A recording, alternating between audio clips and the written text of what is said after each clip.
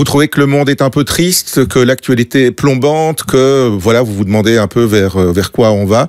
Eh bien, on va oublier tout ça pendant quelques minutes. Des longues minutes, même si vous achetez le livre qu'on va vous conseiller maintenant. C'est Le Billet de 5 de Hakim Benbouchta. Bonjour Hakim. Bonjour Philippe. Alors il y a des feel-good movies, c'est un feel-good book. Oui, bah, j'espère, tant mieux en tout cas. Ouais, c'est le genre de livre et voilà, on plonge dans différentes petites histoires et on a juste envie de sourire et on se dit finalement la vie est belle quoi. Oui, en tout cas, c'est l'idée. Il y a moyen de la rendre belle. Voilà, exactement, c'est exactement ça. C'est moyen de la rendre belle et effectivement, ces 4 histoires visent à rendre le sourire, à faire réfléchir un petit peu aussi, à émouvoir. Le billet de 5, c'est le fil rouge en fait. Vous vous êtes demandé finalement quelle est la vie et le parcours d'un billet quoi. Voilà, exactement. Et surtout depuis que l'euro est arrivé, chaque fois que j'ai un billet ou une pièce en main, je me pose la question de son histoire et de son parcours. Donc ça m'a donné envie de l'imaginer. C'est votre 3e livre. Le premier avait déjà été porté à l'écran. Ici, il y a peut-être, ça va peut-être se faire aussi, en tout cas partiellement. C'est en cours. Vous êtes en cours, donc voilà, super. Vous êtes belge. Enfin, vous avez vécu à Strasbourg, mais vous vivez en Belgique maintenant. Votre maman est belge. C'est une espèce de.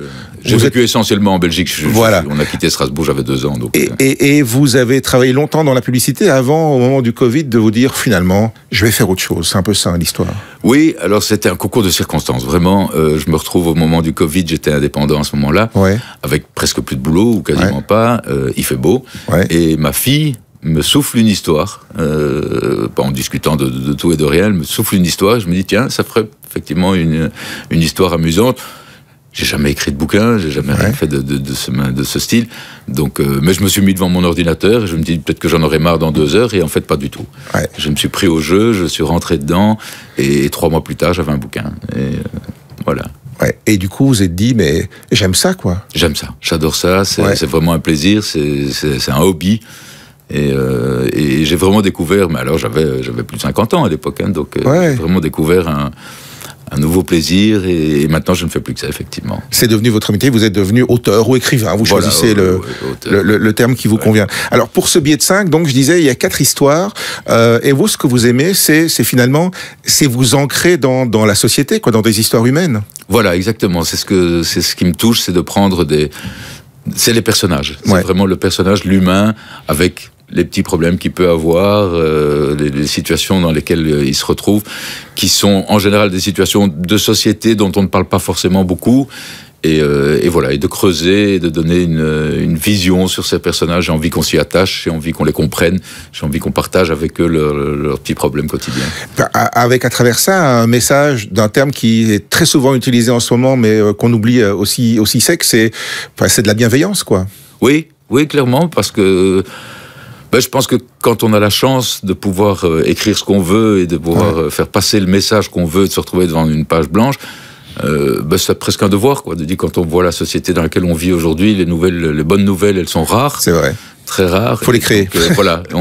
Si j'ai la possibilité de les inventer, de les faire passer, tant mieux, quoi. Alors, le premier personnage, c'est Louis.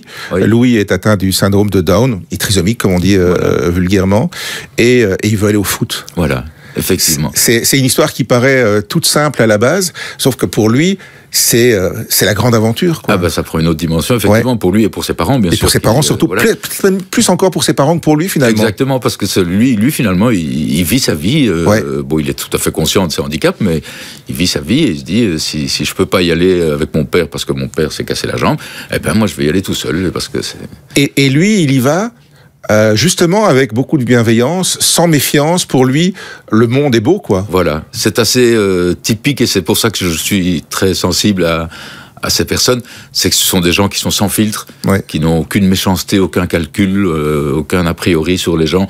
Ils y vont franchement. Et qui s'attendent aussi à ce que les gens en face d'eux soient comme ça. Voilà, alors effectivement, parfois ça peut être compliqué. Ça peut être compliqué, ça peut créer des situations un peu compliquées, mais c'est beau, quoi. J'aime bien, j'aime cette innocence, cette naïveté un peu, et cette confiance en lui, parce que finalement, voilà, il se dit, j'habite à Lens, je vais prendre le train, je vais aller à Paris, je vais me retrouver dans un stade. Ouais, finalement, les handicapés, c'est les autres, quoi.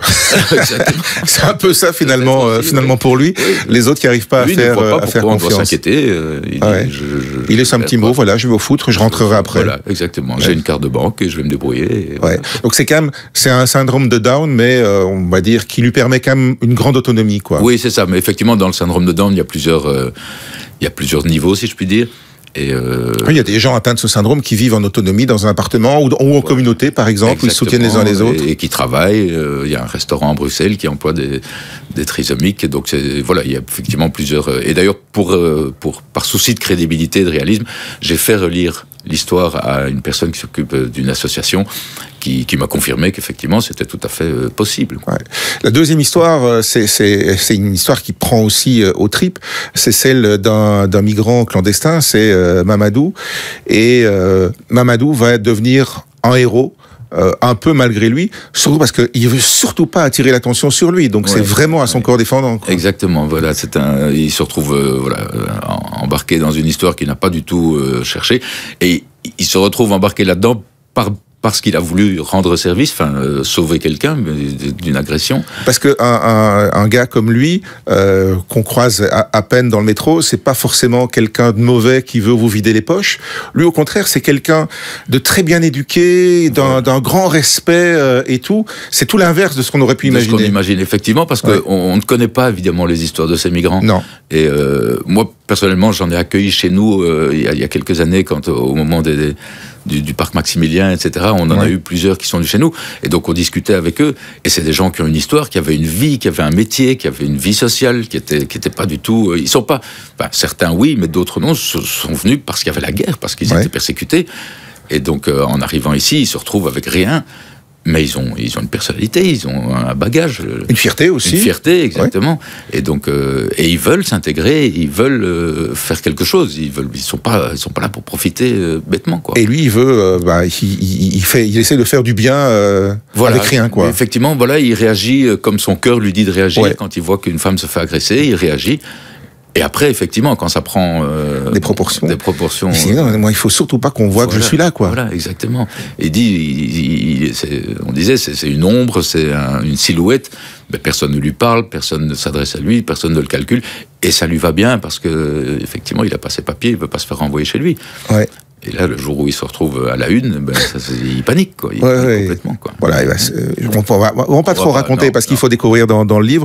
Il y a l'histoire d'une chanteuse aussi qui a eu un passé pas toujours sympa, qui va se retourner un peu contre elle.